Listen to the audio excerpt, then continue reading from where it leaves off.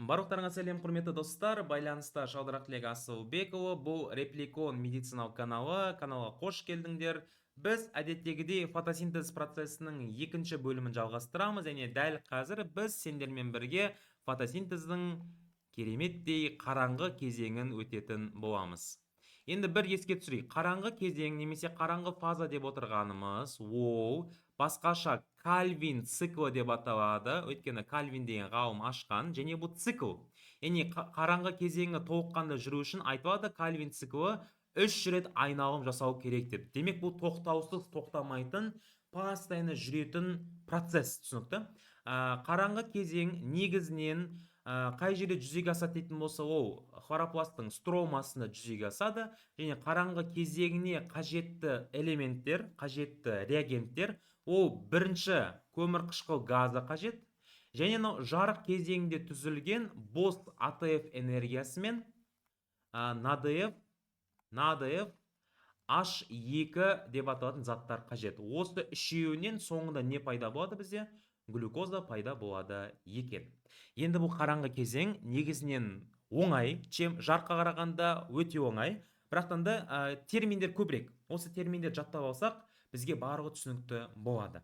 Ендеше кеттік. Мен қараңғы кезеңін, құрметті қыздар балдар, цикл түрінде көрсететін боламын. Сол кезде сендерде шатасу болмайды. Енді қараңдар, міндетті түрде қараңғы кезең жүру үшін бізде бастапқы зат болу керек. То есть сол заттан дальше бетіп жаңағы СО2 қосылады, АТФ, НАДФ, H2 бәрі қоса береді. Яғни ол заттың аты рибулоза дифосфат деп аталады. То есть әлі Кальвин циклы басталған жоқ, әлі как бы дайындық, әлқиса, предисловие дейді ғой, то есть бастапқы дайындық, әлі цикл басталған жоқ. Яғни бізге ең бірінші сол цикл процесі өрбейтін бір зат керек. Оны рибулоза дифосфат деп атайды. Енді қараңдар, бізде мынандай зат бар. Ол затты рибулоза монофосфат деп атайды. Монофосфат. Енді не көріп тұрмыз? Монофосфат дегеннен, демек бұл жерде бір ғана фосфор қышқыл қалдығы бар деген сөз. Енді қара, біз жаңа айттық қой, жарық кезеңінде түзілген АТФ қажет болады деп. Енді бізден рибулоза монофосфаттан рибулоза дифосфат пайда болу үшін не керек? Әрине АТФ энергиясы. Осы жерде, смотри, АТФ бар емес па? АТФ-тің құрамында аденозин трифосфат, 3 фосфор қышқыл қалдығы бар ғой. Яғни құрамындағы бір фосфор қышқыл қалдығы не істейді? Дәл осы АТФ, АДФ-ке айналдырып, бір фосфор қышқыл қалдығын беріп жібереді мынаған. Сол кезде бізде уже не пайда болады? Рибулоза дифосфат пайда болады. Рибулоза дифосфат. Түсіндің ба? Көрдің ба? Яғни бұны басқаша қысқартып кітапта РДФ деп атайды мұны. Рибулоза дифосфат. Болды. Зат түзілді, все, цикл басталады. Яғни мынау процестің барлығы стромада жүріп жатыр, құрметті достар. Енді кеттік, мен мынаны қысқартып жаза берем, хорошо? То есть мына рибулоза дифосфат, немесе оны РДФ деп атайды. РДФ, я, РДФ, рибулоза дифосфат. Ол не істейді? Арнайы РДФ карбоксилаза деп аталатын ферменттің әсерінен, мына, қара. Біз қазір бітеміз. Хоп, и хоп, мына. Қара. Рибулоза дифосфат, ол атмосферадағы көмір қышқыл газын өзіне фиксациялайды, яғни өзіне сіңіреді екен. Яғни дәл осы процесті арнайы РДФ карбоксилаза деп аталатын фермент жүзеге асырады. Яқын жазып қойық. РДФ карбоксилаза. Карбоксилаза. То есть РДФ деп отқанымыз осы рибулоза дифосфат, ал карбоксилаза деген сөз мынау көмір қышқыл газындағы бір көміртектің осы неге РДФ-ке қосу. То есть көміртекті қосатын, көміртекті жалғайтын ферментті карбоксилаза деп атайды. Яғни РДФ ол СО2 мен РДФ карбоксилаза арқылы қосылып, нәтижесінде қандай зат пайда болады дейтін болса, жазып аламыз. Ол жерден 3 фосфоглицерин қышқылы пайда болады. 3 фосфоглицерин қышқылы пайда болады. Түсінікті? Вот. яғни көмір қышқыл газын қосылғаннан кейін осындай зат пайда болады. Енді бұны басқаша қысқартып кітапта былай береді. ФГқ деп. То есть фосфоглицерин қышқылы, түсінікті міне. 3 фосфоглицерин қышқылы пайда болды ма? Пайда болды. Енді осы 3 фосфоглицерин қышқылы дальше не істейді? Ол дальше циклға түседі. То есть ол уже мынандай затқа айналады екен. Ол заттың аты уже дифосфоглицерин қышқылы. Түсініп отқанымыздай не көріп тұрмыз? Міне. Дифосфоглицерин қышқылы. Яғни бұны басқаша уже ФГқ деп айтсақ болады. То есть бұл жерде кітапта фермент айтылмаған, қандай ферменттің қатысында жүретінін, бірақ біз уже не нәрсені біліп тұрмыз міне? Тура мынау схема бойынша. То есть жаңа жарық кезеңінде бізде пайда болған АТФ бар ғой. Сол АТФ өзінің бір фосфор қышқыл қалдығын беріп жібереді. Нәтижесінде АДФ пайда болады. Яғни мынау бір фосфор қышқыл қалдығы мынаны қосылады, сол кезде дифосфоглицерин қышқылы пайда болады екен. Немесе бұл дифосфоглицерин қышқылы, фосфоглицерин қышқылын басқаша фосфоглицерат деп атайды. То есть қышқылдың орнын глицерат деген сөзбен алмастырады, түсінікті? Яғни мынаны басқаша фосфоглицерат деп айтсақ болады. Фосфоглицерат. Ал мынаны басқаша дифосфоглицерат деп жазсақ қате емес. Дифосфоглицерат деп атайды екен. Міне, дифосфоглицерат, түсінікті?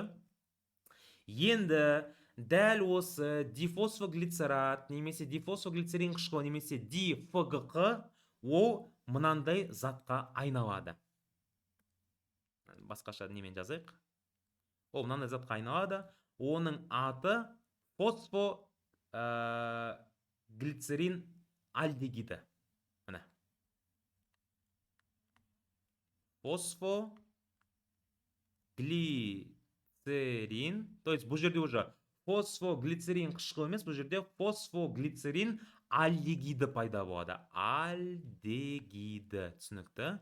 Енді бұны қысқартып басқаша ФГА деп атайды. ФГА деп атайды, түсінікті? То есть ФГА деп отырғанымыз фосфоглицерин альдегиді. Немесе бұның кітапта тағы да бір анықтамасы бар. Оны басқаша триоза фосфат деп атайды. Триоза фосфат.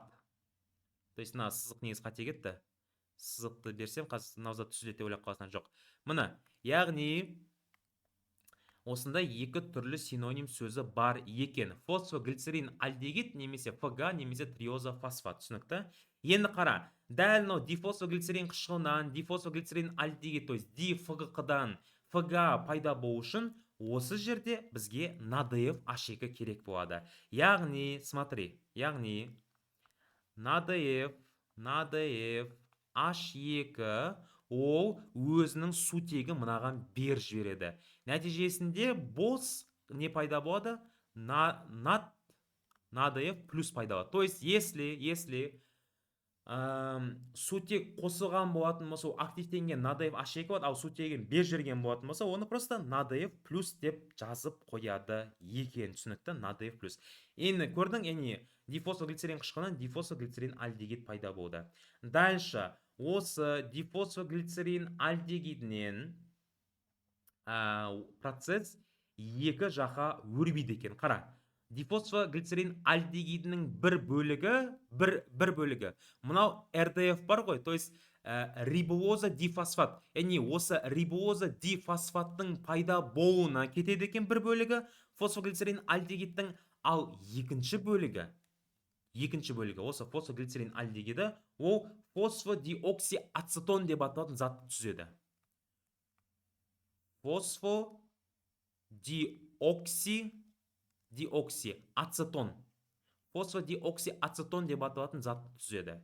Енді осы фосфоглицерин альдегид пен фосфодиоксиацетон деп аталатын зат, олар бірге отырып, осы екеуі бірігіп, қосылып, мына бір затты пайда қылады. Оны фруктоза дифосфат деп атайды. Фруктоза дифосфат. Және осы фруктоза дифосфаттан дальше не пайда болады? Сендер білетін глюкоза пайда болады екен. Демек, көрдің ба, процесс қалай басталды? Бастапқыда рибулоза монофосфат АТФ-тің есебінен рибулоза дифосфатқа айналды. Рибулоза дифосфат РДФ карбоксилаза көмегімен көмірқышқыл газын өзіне қосып алды, нәтижесінде 3 фосфоглицерин қышқылы пайда болды, немесе оны фосфоглицерат немесе ФГХ деп атайды. Осы ФГХ АТФ-тің есебінен тағы да ол дифосфоглицерин қышқылына айналды, немесе дифосфоглицерат, және НАДФ H2-нің көмегімен дифосфоглицерин қышқылы ол фосфоглицерин альдегидке айналды. Және осы фосфоглицерин альдегид ол бір бөлігі РДФ-тің пайда болуына жұмсалады екен. То есть осылай цикл қайталанады, қайтадан осы цикл қайта пайда болады екен. Ал екінші бөлігі ол фосфодиоксиацетон молекуласын пайда қылады. Фосфодиоксиацетон молекуласы пайда болғаннан кейін мына екеуі қосылады. Екеуі қосылып, не істейді? Фруктоза дифосфат молекуласын түседі, ал фруктоза дифосфат молекуласынан глюкоза молекуласы пайда болады екен. Көрдің ба? Осылайша қараңғы кезең осындай процестермен аяқталады екен. Енді мынау глюкоза, бұл өсімдіктерде естерінде болсын, өсімдікте глюкоза күйінде сақталмайды. Глюкоза ол көбінесе сахарозаға өтіп кетеді, өйткені бұл жерде не только бір глюкоза, бірнеше глюкоза пайда болады ғой. И одан бөлек фруктоза бар, фруктоза пайда болады. Мынау глюкоза ол сахарозаға айналады, және осы сахароза флоеманың көмегімен бүкіл өсімдікке тасымалданады. Яғни бұл процестің барлығы жапырақта жүріп жатыр, ал біз білеміз, флоема деп отырғанымыз жапырақта түзілген органикалық заттардың төмен қарап тасымалдану. Міне, яғни фотосинтез процесінен кейін барып флоема іске қосылады екен. Яғни глюкоза ол сахароза күйінде, 90% сахароза күйінде өсімдікке тасымалданады. Кейін ол өсімдіктің керекті жерлеріне беріледі, или артық мөлшердің барлығы крахмал күйінде өсімдіктің түссіз өсімдік бөліктерінде крахмал күйінде сақталады екен. Значит, глюкоза, сахароза және крахмал. Яғни қара, если мысалы саған андай сұрақ келетін болса, фотосинтездің қараңғы кезеңінде түзілетін заттар дейтін болса, если ол жерде глюкоза деген вариант тұрмаса, оны сахарозаны белгілейсің. Сахароза деген вариант тұрмаса, крахмалды белгілейсің. Өйткені екеуінде де құрамында глюкоза бар. Глюкоза орында ол жерде гексоза деп тұру мүмкін. Гексоза өйткені ол 6 көміртекті атом. Ол жерде көмір су деп тұру мүмкін. 5 бұрышты қант деп тұру мүмкін. Немесе жай ғана органикалық зат деп тұру мүмкін. Вот, 6 вариант айттым, 6-ның бәрін жаттайсың, 6 вариант болып келуде мүмкін. Енді глюкозадан бөлек тағы да не пайда болуы мүмкін? Дәл осы кезде сендер мына нәрсені есте сақтау керексіңдер. Именно қараңғы кезеңінде тағы да 2 процесс жүреді. Ол процестің аты қара. АДФ-тің пайда болу процесі. То есть АТФ-тен АДФ-тің пайда болу процесі жүреді. АДФ пайда болады қайтадан, я? И НАДФ H2-ден НАДФ плюс пайда болады. Вот, мынау екі зат, то есть мынау бірінші зат және мынау екінші зат, я? Осы екеуі не істейді? Олар қайтадан фотосинтездің жарық кезеңі, то есть тилакоидтың мембранасына барады. И қайтадан жаңағы фотофосфорану жүріп АДФ АТФ-ке айналады, ал жаңағы АТФ синтетазадан өтіп плюс жаңағы НАДФ редуктаза ферменттің әсерінен ферридоксин көмегімен НАДФ плюске қайттан не сутек келіп қосылады, яғни тотықстанады. Сутек қосылатын болса тотықстану деп аталады. Вот, сол процесс қайтадан жүреді, өйстіп процесс қайталана береді екен. Енді қараңдар, мен тағы да қосымша нәрсе айтайын. Негізі қараңғы кезең 3 сатыдан тұрады. Бірақ почему-то сендердің кітаптарында тек қана бір-ақ сатыны берген. Қараңдар, естеріңде болсын. Фотосинтездің қараңғы кезеңнің 3 сатысы болады. Мен оны давайте көкпен белгілеп қойын. Міне, ең бірінші саты, то есть ең бірінші кезең оны көмірқышқыл газының фиксациясы деп аталады. То есть ол мынау аймақты қамтиды. Міне, бірінші саты, бірінші кезең, ол именно мынау РДФ-тің фосфоглицерин қышқылына дейінгі кезең, міне осы жер көмірқышқыл газының фиксациясы деп аталады екен. То есть көмірқышқыл газының фиксациясы деп отырғанымыз РДФ карбоксилаза көмегімен СО2-ні қосылады, 3 фосфоглицерин қышқылы пайда болады. Бұны СО2 фиксациясы деп атайды. фиксациясы. Екінші кезең оны тотықсыздану кезеңі деп атайды, немесе тотықсыздану сатысы деп атайды. То есть мынау 3 фосфоглицерин қышқылынан ФГА дейді ғой, то есть мына бір бөлік, мына фосфоглицерин альдегид немесе триозофосфат, екі түрлі синоним. То есть ФГ-дан ФГА-ның пайда болу процесі бұны уже не деп атайды? Тура сондай ат солай жазылып тұрады. То есть ФГ-дан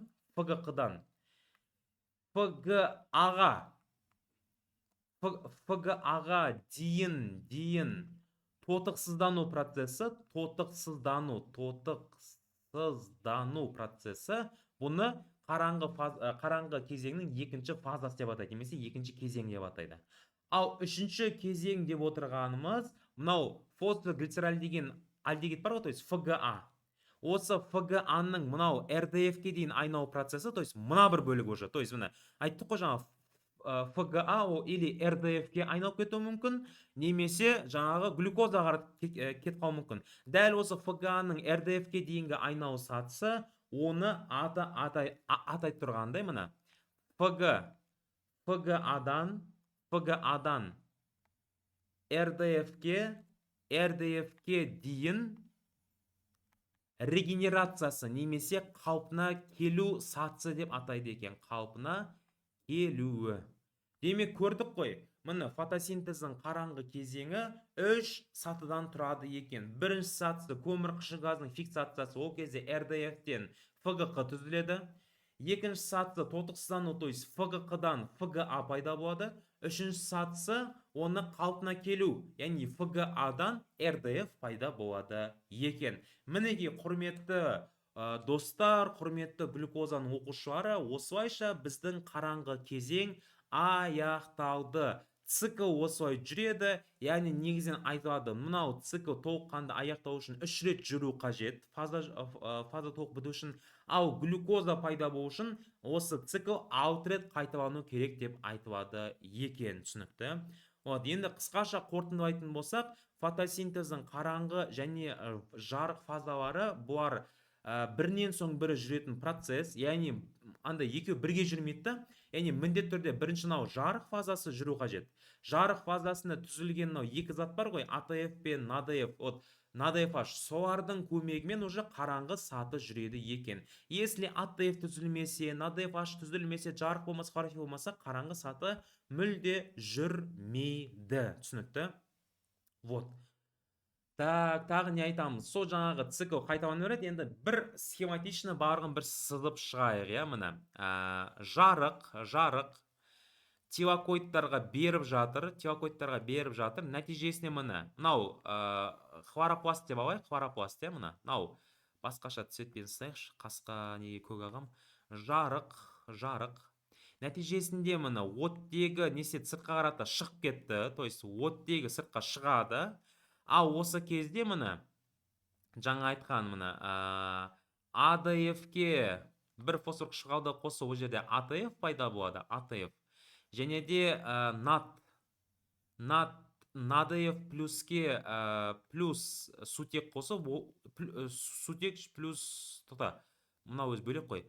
Плюс сутек плюс жаңағында электрон қосылып, ол жерде НАДФ H2 пайда болды. Бұның барлығы қайда жүріп жатыр? Тилакоидтарда жүріп жатыр екен. То есть жарық қатысып жатыр, және мына жердегі хлорофилдерде қатысып жатыр екен. Кейін бұлардың барлығы мынау стромаға өтеді, то есть Кальвин цикл, осындай цикл, Кальвин циклы жүреді. Нәтижесінде бұл жерден глюкоза пайда болады. Глюкоза. Ал мына жақта уже не істеді? Керісінше, то есть мына дәл осы Кальвин цикл кезінде АТФ-тен бір молекула болса, бұл жерде АДФ пайда болады. АДФ, и мына жердегі НАДФ H2, ол просто алатта НАД плюске айналады. Яғни мынау НАД плюс пен АДФ қайтадан мынау жарық фазасына барады. Қараңғы деп қойық, қараңғы.